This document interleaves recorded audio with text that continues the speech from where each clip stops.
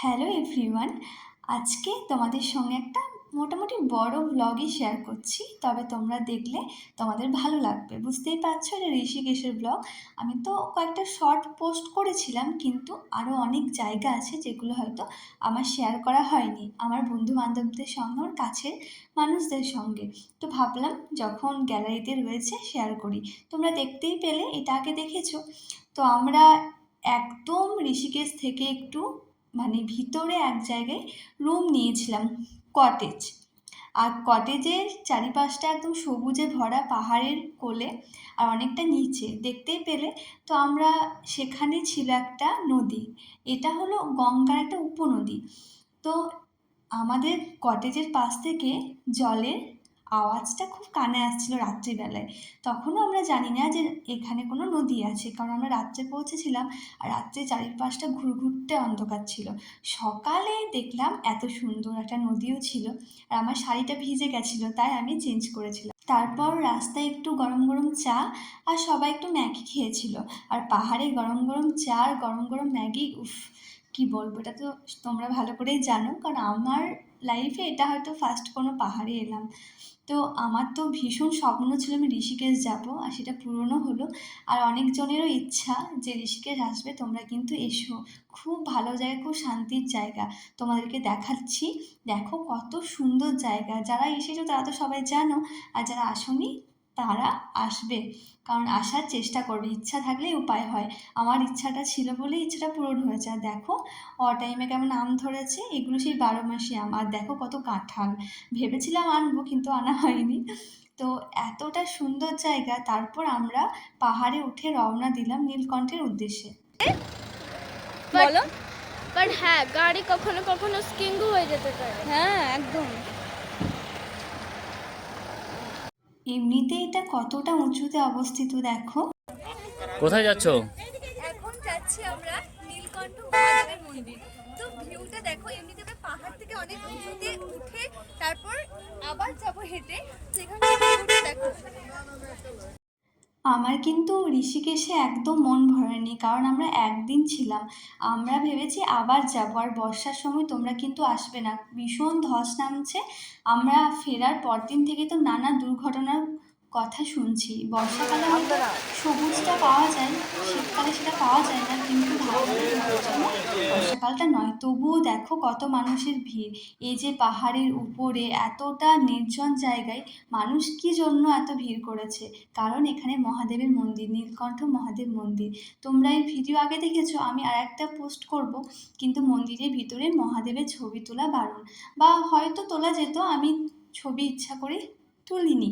আর কত সুন্দর আবহাওয়াটা ছিল দেখো। আর শ্রাবণ মাসে নীলকণ্ঠ মহাদেবের কাছে, ও কি বলবো, এটা আমার ভীষণ ভালো লেগেছে, আর আমার একটা ইচ্ছাও ছিল। আর শ্রাবণ মাসে তো এত ভালো একটা মন্দিরে এসেছি, জাগ্রত মন্দিরে।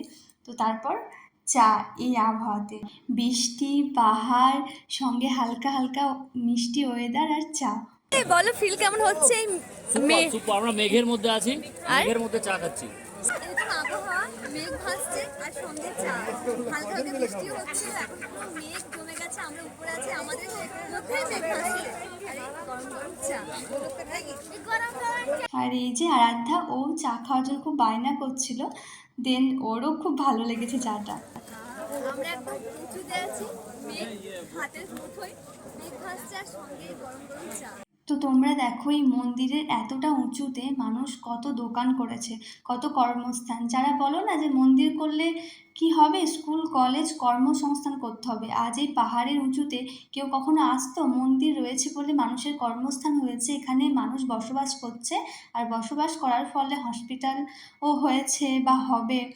আর স্কুল কলেজ তো হবেই মানুষ বসবাস করলে। তাই বলি এসব একদম বাজে কথা। মন্দিরের জায়গায় আর মন্দিরকে কেন্দ্র করে তো সমস্ত কিছু গড়ে উঠবে। আর এই দেখো কত স্রোত, দেখো বর্ষার সময় নদীতে।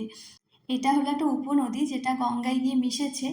এই সময় নদীতে কতটা স্রোত, আমরা ভেবেছিলাম গঙ্গা স্নান করব, কিন্তু অ্যালার্ট করা হয়েছিল, কারণ নদীতে ভীষণ স্রোত ছিল বর্ষার সময়, আর ধস নামার খুব চান্স ছিল। শুনছি যে এখন ধস নামছে, কারণ পাহাড়ে বুঝতেই পারছো বর্ষায় একটু রিস্ক আছে। তোমরা বর্ষার সময় যদি যাও, বর্ষার শুরুতে যেও, কিন্তু আমি বলবো শীতে গেলে একটু ভালো ঘুরতে পারবে। আর এই বৃষ্টিতে তবে সবুজ দেখার জন্য বর্ষাকালটা একদম বেস্ট।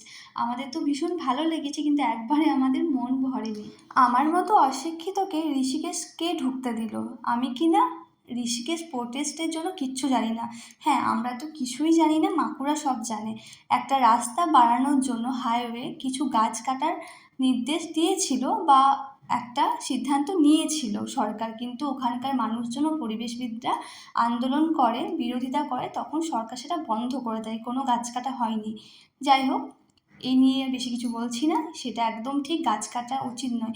তারপর আমরা চলে গেছিলাম একটা গঙ্গার ধারের ক্যাফে বা রেস্টুরেন্ট যাই বলবে। খিদে পেয়েছিল, তবে এখানে সম্পূর্ণ ভেজ। আমরা এই 2-3 দিন ভেজই খেয়েছি। দেখো কতটা সুন্দর ছিল ক্যাফেটা। তো তারপরে আমরা রওনা দিয়েছিলাম বাড়ির উদ্দেশ্যে, আর এখানে একটা ধাবাতে উঠেছিলাম রাত্রে খাওয়ার জন্য। এটা ঝুমদি ছিল, অনেকটা লং জার্নি করতে হবে। আর এই যে ঝুমদির মেয়ে, ছোট মেয়ে। তো ঘুম পায়নি, ঘুমাওনি, মামা ঘুমায়নি, এত রাত্রি হয়ে গেছে। ওর বয়স মাত্র 7 মাস, কিন্তু ও আমাদের সঙ্গে সব জায়গায় ঘুরতে যায়, কোনো অসুবিধা হয় না। তো সবাই মিলে খাওয়া দাওয়া করে এবার রওনা দিয়েছিলাম বাড়ির উদ্দেশ্যে। আমাদের ঋষিকেশ যাত্রাটা খুব ভালো ছিল, তবে আমরা আবার যাব, আমাদের একবারে মন ভরেনি। অনেকটা লং হলেও দিল্লি থেকে তো খুব একটা বেশি দূর নয়, তাই আবার যাব। এরপর গেলে 2 দিন স্টে করব ভালোভাবে ঘোরার জন্য। টাটা। সকলে খুব ভালো থেকো তোমরা।